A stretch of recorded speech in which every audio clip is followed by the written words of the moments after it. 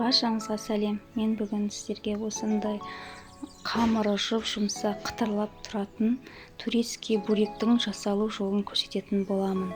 Менен бірге болыңыздар. Сіздерге де ұнайды деген ойдамын. Ол үшін бізге жылы су, тұз және ұн қажет болады. Ең әуелі тұзымызды ұнның үстіне салып араластырып аламыз. Енді оның үстіне суымызды құйып қамырымызды илейміз.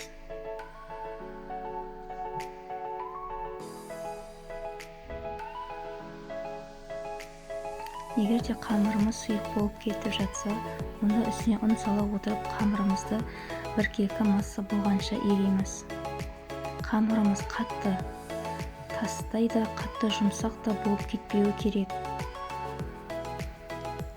Міне, біздің қамырымыз дайын. Осындай болып шығуы қажет. Енді осы қамырымыздың бетін жауып 30 минутқа қойып қоямыз.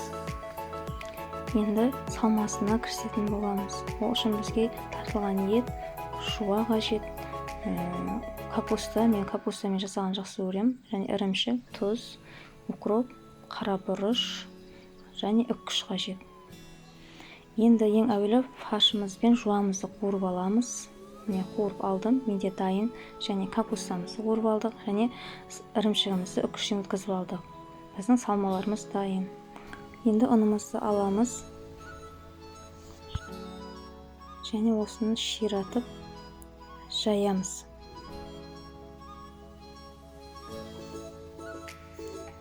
Содан кейін бөліктерге бөліп шығамыз. Бөліктерге бөліп алдық. Енді осы бөлген қамырларымызды домалақтап аламыз.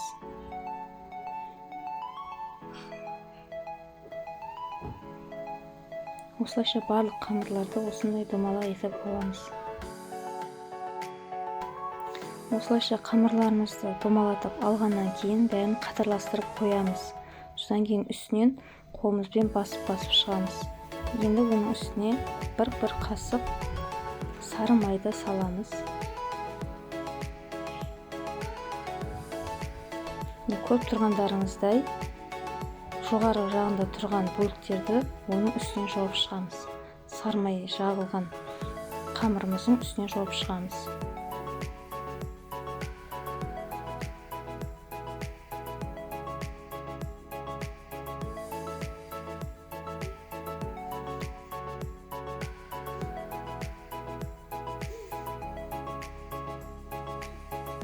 Менде 11 бөлік шықты. Енді осы бөлікті қолымызбен алып, көріп тұрғандарыңыздай жан-жағын жақсылап жауып шығамыз. Біздің сары майымыз ортасында қалуы керек. Енді нан тақтайымыздың үстін майлап аламыз. Оның үстіне күлшелерімізді қатарластырып қоямыз да бетіне сұйық май жағып шығамыз.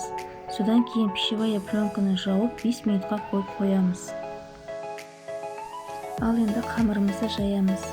Осылайша ортасынан бастап жан-жағына қарай қолымызбен жайып шығамыз. Оқтауды пайдалансаңыздар да болады, мен бірақ оқтауды пайдаланбадым. Қолмен жайған маған ыңғайлы болды. Осылайша қамырымызды созып шығамыз.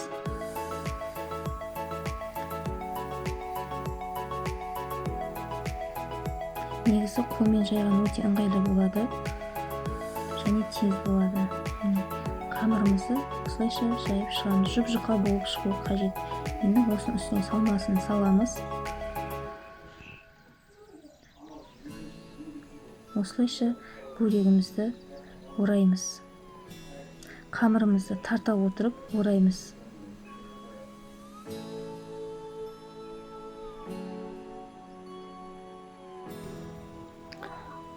Осылайша бөлегімізді әдемілеп ораймыз. Міне, біздің бөліктеріміз дайын. Дайын болған бөліктерімізді противеньге пергамент қағазын төсеп, соның үстіне саламыз. Енді бетіне жақсылап жұмыртқаның сарысын жағып шығамыз. Енді бетіне кунжут немесе мак сепсеңіздер де болады.